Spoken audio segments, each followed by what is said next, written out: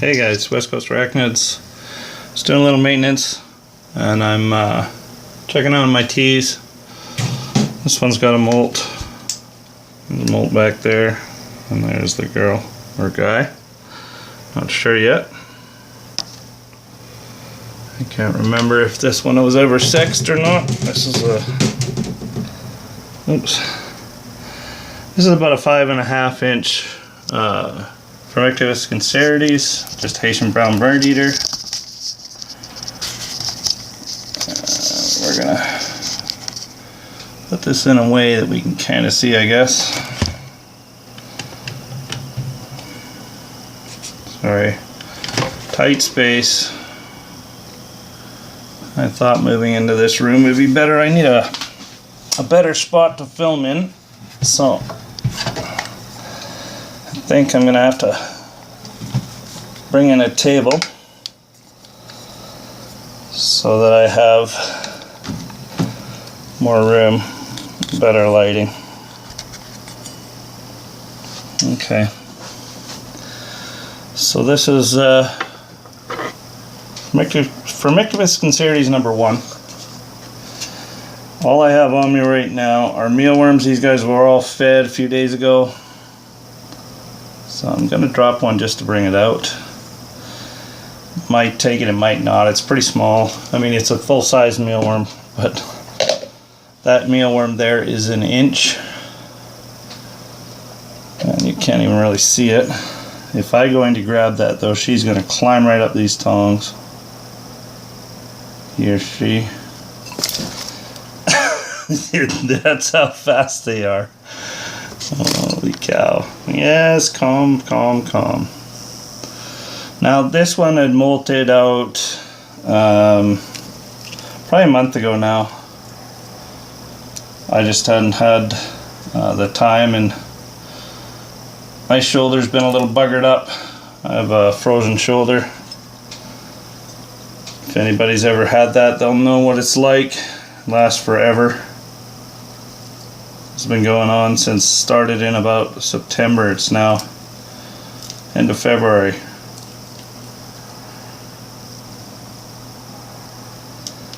And it just seems to be getting worse. So we're gonna drop this in here.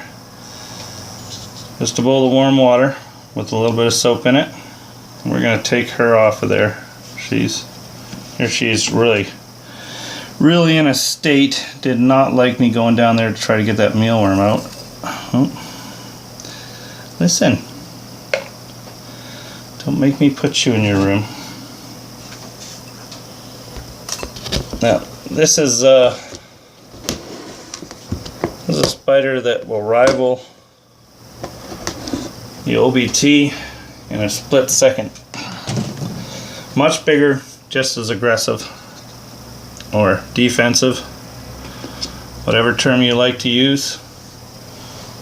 Me, just downright nasty. Not for a beginner tarantula keeper, definitely not. Right. Now we'll get this to soak for a second. Now this, like I said, this is just warm soapy water. I just put a drop of, I didn't have any liquid hand soap, so I used just a drop of shampoo, which is fine. Just make sure you wash off any tongs or utensils to get all the soap off before you go and deal with your tea.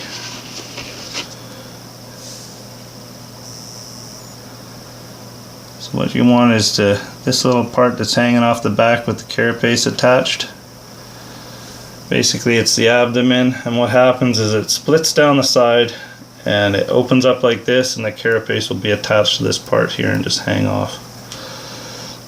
This will be the back of the top of the abdomen, and then when they split open down the side like that, and then it just flops open and they pull right out of it. They just kind of open up, and well, if their legs would be this way, and they just kind of suck themselves out. Very alien-like looking. Smaller teas, young juveniles and slings, they'll come out white or light gray as they get older, and then they get darker and darker as they age when they come out of their molts. And the molts become longer and longer in between each one. Unless they injure themselves, then they'll that will prompt them to have a molt if they survive the injury. So once this is soaked, you can see that didn't take long, a couple of minutes.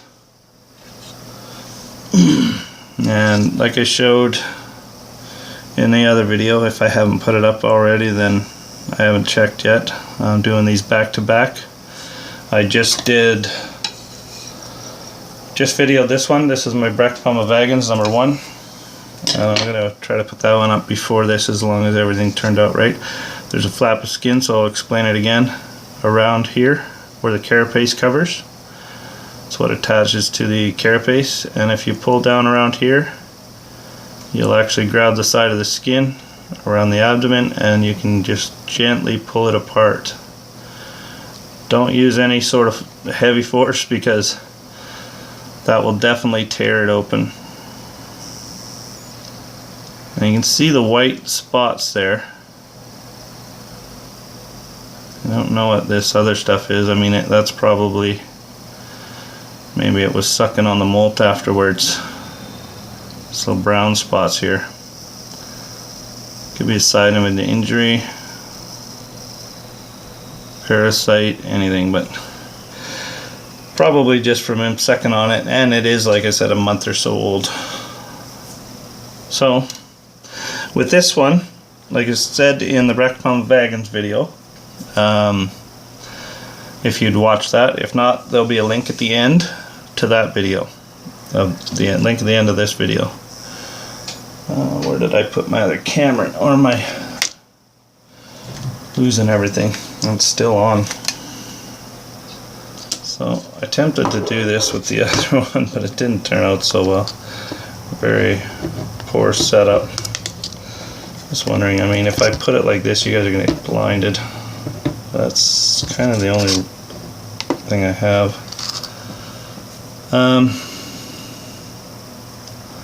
Maybe if I go like this. Now if you look, there's the book lungs, and the two closest to the body will be this. And that little line is going to determine whether it's male or female. Now once again, this does not always happen in each case. You can see there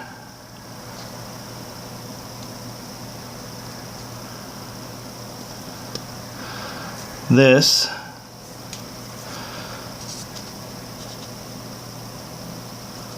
I mean, it looks like it's opening up, but there's no actual real hole there. And I do not see any spermathecae, which will be two little rabbit ears. You can see those two little things there. That's what they look like. But I don't think those are spermathecae. They're just coloration in the thing.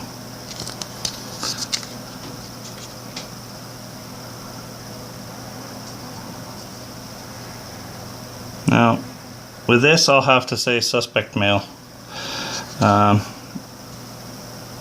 Even with a T this large, I mean, it should be very apparent.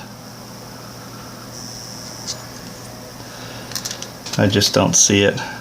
So I have to say male. Which is a shame. I was hoping for a female. So, P. cancerides number 1 is male. Now, I posted this in a thread on the new YouTube tarantula channel thing on Facebook, that when you're sexing these teas, it's not always 100%. You can very easily make a mistake. That tea can mature out. This one even could mature out, and then the spermathecae show up later, and it could be a female. Other people have sexed it, and you see how that opened up, and you could see through it. but that does not necessarily make it a female. It needs to open up. The entire slit needs to be open and accessible. That's where the male puts he's got his 2 front feelers there, and on the ends, it's what we call boxing gloves. On the end of the pedipalp, they pull it out like this, and there's a little hook on the end that comes out. It almost looks like a scorpion stinger, but it's curved. And what it does is it hooks into the spermathecae. They'll go in one at a time and they'll hook it in, and that's what they pick up their sperm with. They'll drop a sperm web, pick up the sperm into those 2 pedipalp boxing gloves, and they'll go underneath the female. They'll flip her up and go underneath the front, and they'll insert one, then they'll insert the other one. And when they insert, it has to go through that slit, the spermathecae. Or not the spermathecae, the epigastric furrow, sorry. The spermathecae are the 2 little rabbit ears that I was talking about. So the epigastric furrow is the slit that they go into. So that needs to be opened. And this is very hard to tell because there is a tiny hole there, but and it's dead center. You can sort of see it there, but that's not the entire slit. It's just right in the middle, and it could be just a very thin sheet of skin that you can't see with the naked eye. You need a microscope, and I don't have one of those right now, so I'd have to borrow one or see if I can get one somewhere, which I'm going to do. You can get little microscope magnifying glasses kind of things. They're tiny, and they're used specifically for stuff like this, and they're cheap, so I'm going to try and find one and pick one up so I can actually tell. But this, I have to say, suspect male.